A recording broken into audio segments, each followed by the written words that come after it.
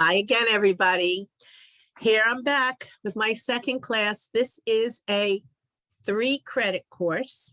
Okay, this is a standalone course, 3 credits, and it's called World Civilizations. And by the end of the day, I will post my syllabus. So you can look for that at the end of the day, but I'll go over things with you. All right. This course emphasizes key events and developments in the past that have influenced peoples, places, and eras. So we're going to start a good survey from prehistory to the present time. And in this, students are expected to practice skills and processes of historical thinking and historical research. So we'll talk about different times, and I'll provide you with videos and clips that will show you about what I'm lecturing about. But also, if we were in maybe in a classroom situation where we could go back and forth or maybe visit the library, we could use some of the skills from the library course to follow up on this, but I'll try to tie them together for you, all right? And we're going to examine key concepts and continuity and change. Sometimes, even though it was a long time ago, some things still follow through, and that's called continuity. But sometimes if we look at from long ago to the present, we see things start to evolve or change. And we want to look at the strong unity and diversity among various people and cultures from the past to the present. So as I said, we're going to do a survey course that's going to help you see from prehistory up to the present, okay? And I want to go over a couple things with you once again. My grading policy is exactly the same as the other class last semester and also for the library course, right? And that this class will be available online to you on Wednesdays along with my library course. Again, I don't want to keep repeating this, but this is new to you. You have 5 classes to click on. Professor McBride's class is a 2-credit course. So in order to bring it up to 12 credits, you have the library class that I do on Wednesdays, which is a 1-credit course. Then you will have a sociology course, and you'll have a math course, and then you'll have this history course. And that will give you your 12 credits, okay? Your homework assignments, again, will be 20 points. There'll be very few homework assignments, but you may get a posting of a short reading, or maybe I will ask you to review vocabulary words, or maybe I will include a video for you to watch for homework. If that's the case, click on the homework, watch it or read it, click done, and you will get credit for your homework. Again, your midterm exam and your final exam are each 40 points. Okay, so 40, 40, and 20. Again, I will do a full week of review for your midterm and a full lecture review for your final. This is a 15-week course because it is 3 credits. The library course is only 6 weeks in length because it is only 1 credit, okay? And so let's talk about some of the things we're going to do. In week 1, we're going to review the course and find out what the term world civilizations is about. And then in week 2, I'm going to take you on a little journey to early civilizations in ancient Egypt and ancient Sumer and the roots of Judaism and how that influenced life during that time. And then in week 3, we're going to do a study, a survey, and look at things about the early people of the Aegean. And we're going to look at the rise of Greece and Greek city-states. And we're going to look at the conflict of the Greek world and what happened during that time. And we'll also look at Alexander the Great and the Hellenistic age. So that will be in lesson 3. In week 4, I'm going to take you to look at ancient Rome, from the Republic to the Empire, right? And we're going to look at Roman achievements and the rise of Christianity, and also the long decline of the Roman Empire. So that's going to be week 4, okay? Then when we get to week 5, I'm going to take you along to see the civilizations of Mesoamerica, the Adrian cultures, and the people of North America. And you're going to see how people began to come to North and South America. Then in week 6, we're going to discuss the Middle Ages. And I'm going to do the early Middle Ages with feudalism and the manners and what the economy was like, and then the medieval church and how it ruled the world and the thoughts of people, and the Roman empires, and more about the Crusades. Then we'll have our midterm, we'll do review and our midterm, and then we'll be up to week 9. On week 9, I'm going to discuss the Reformation and the Renaissance. And the Renaissance in Italy, the Renaissance in the North, the Protestant Reformation, science and revolutions and exploration during that time. Then we're going to get on and we're going to look some more that week about the search for spices and how the search for spices, which were very important commodity, caused exploration and also resulted in slave trade.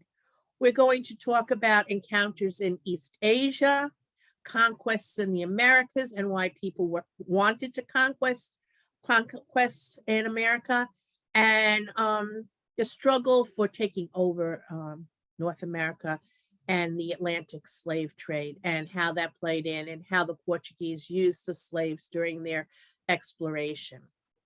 Then in week 10, we're going to talk about political revolutions. We're going to talk about the Enlightenment and the American Revolution, and then the French Revolution and Napoleon Bonaparte. And while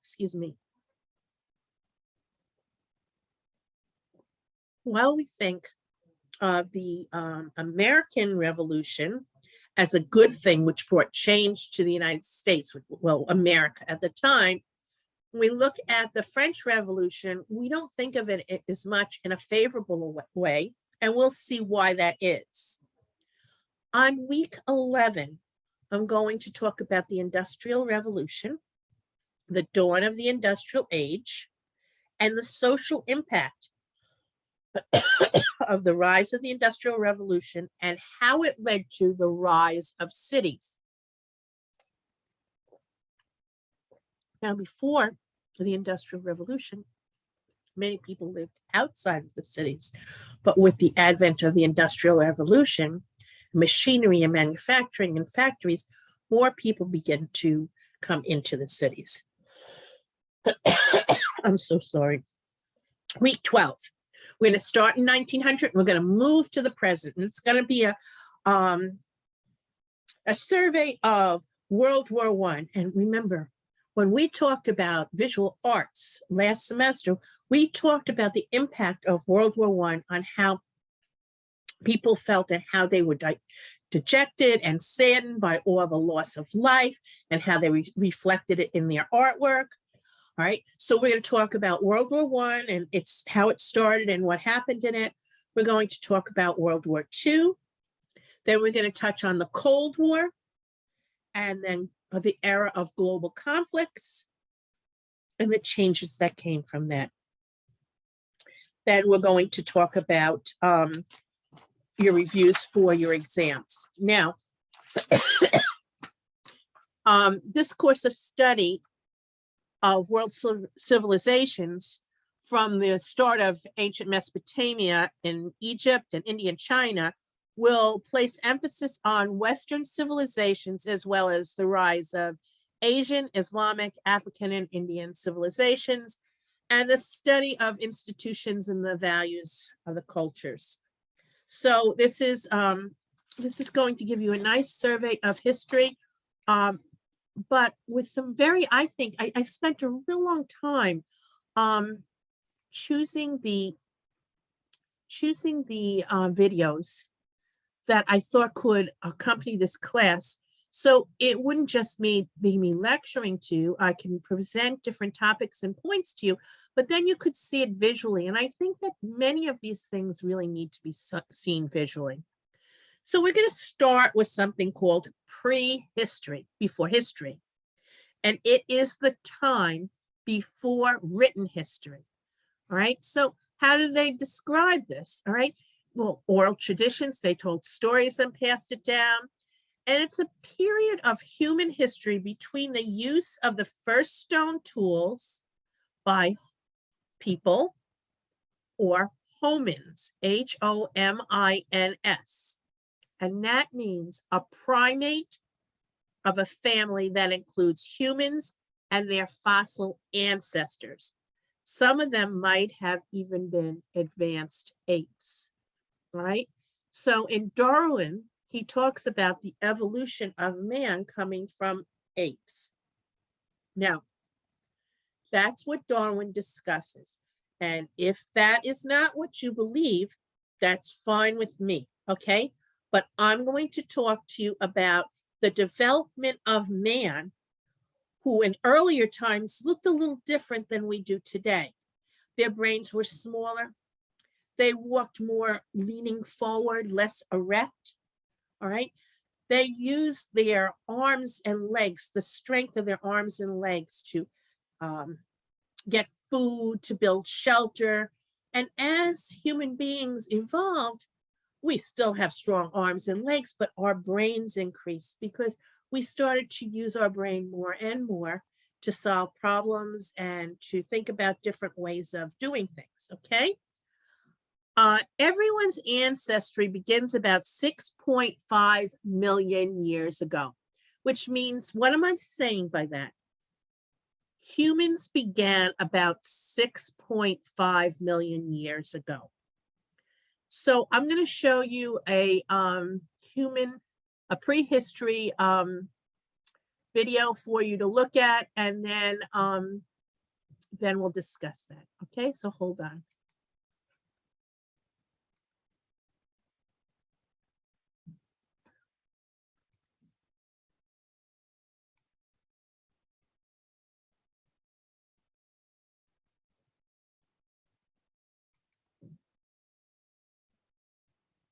History is everything humanity has done since we first saw it.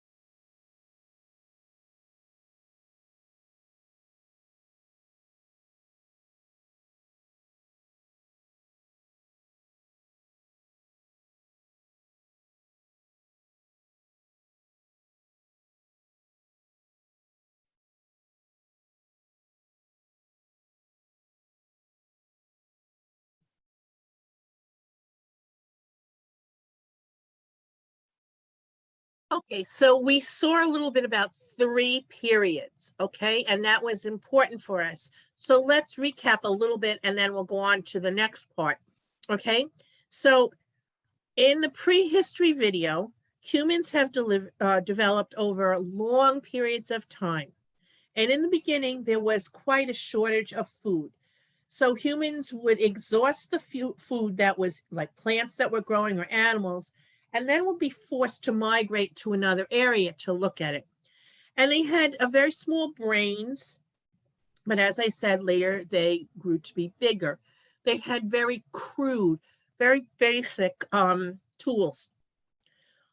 So if we look about 200,000 years ago, if we look at Africa, we can find that there have been spearheads found and there have been knives.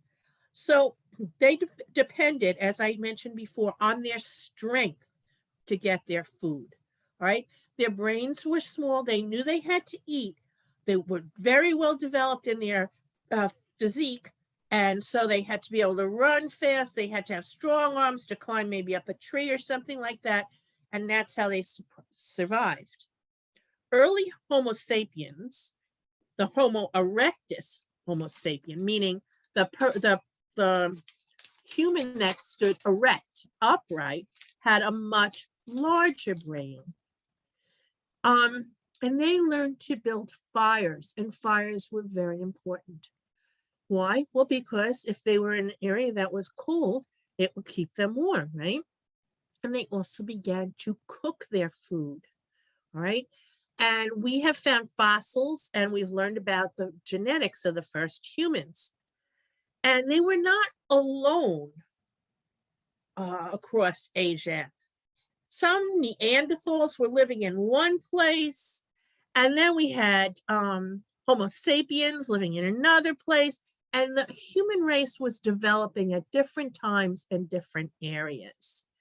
And they were living across Europe, Central Asia, and they had at this time now even bigger brains. They learned to use tools well.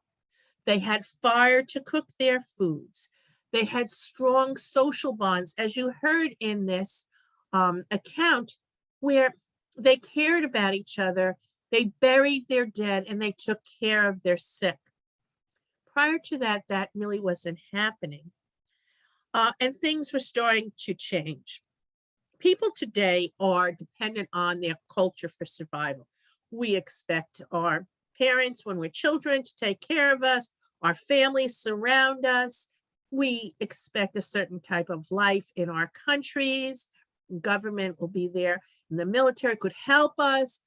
We expect certain things, all right? And what I want to do is I want to move on a little bit. So you saw a little bit about cave art in there, but when we look at this, cave art is going to be the pictures that give us ideas of what was going on, what types of animals were living, how people were hunting and gathering during those times, okay? And this is how we get to learn some of the things that were going on. And it will show that, and just like it is here, these people lived in areas where animals became extinct, either from over hunting or when things changed with the weather. So I want to take a look and show you that. So let's see if I can do it.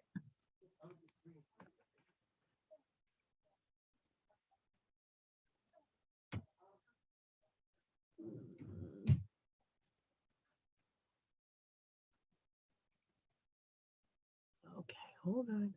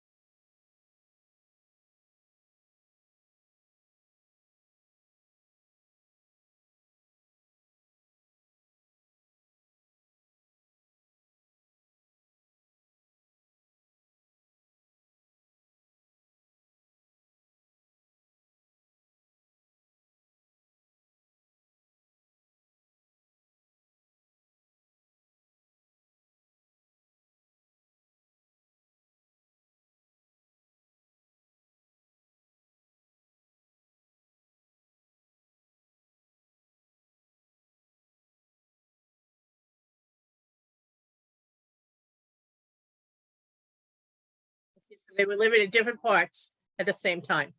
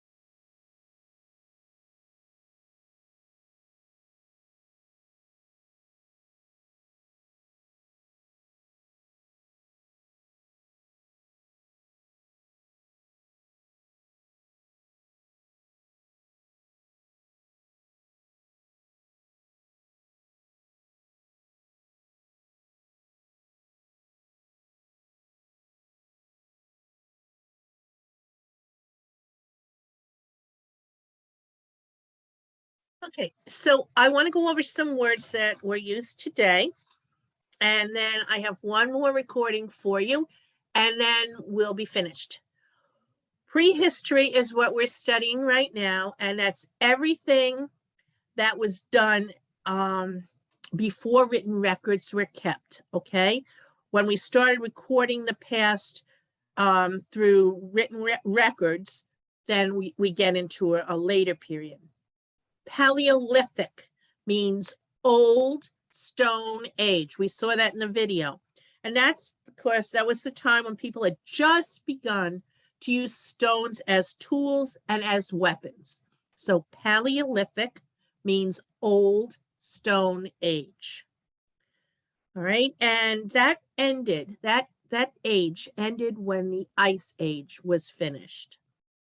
Mesolithic, or the Middle Stone Age, is a lot different than Paleolithic times. All right, there was much more food available. Okay, people used small tools. Okay, they began to fish and hunt. They made canoes and used them on the water so they could fish. And so they were able to stay more in one place without having to migrate to other areas because the food was used up. And then the Neolithic. And those people had bigger brains at that time. They planted seeds, and that's when families begin. All right. So it's progression. And those words will be on your syllabus, which I will post today. And I want to do one more video for you before we leave. Okay. So let's see if I can get that. Okay.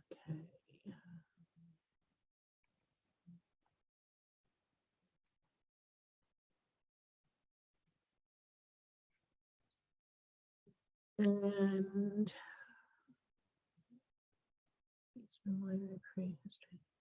okay, I think this is going to be it, but let me see.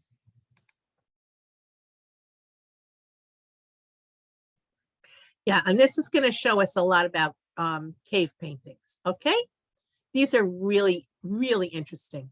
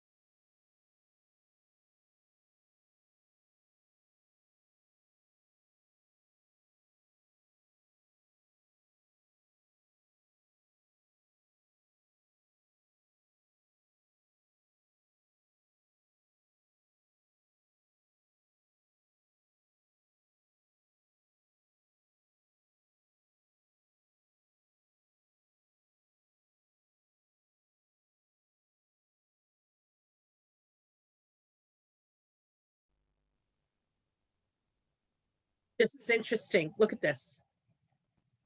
That's a hand, right?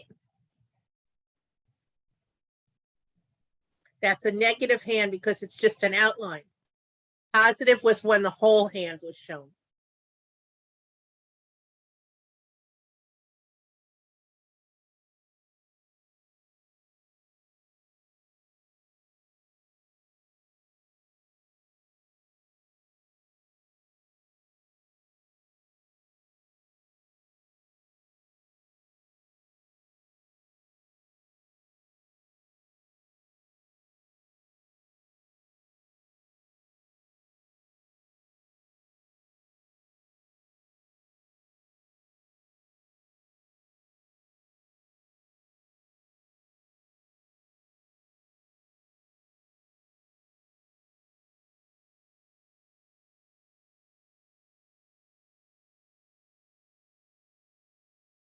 I always love the cave art.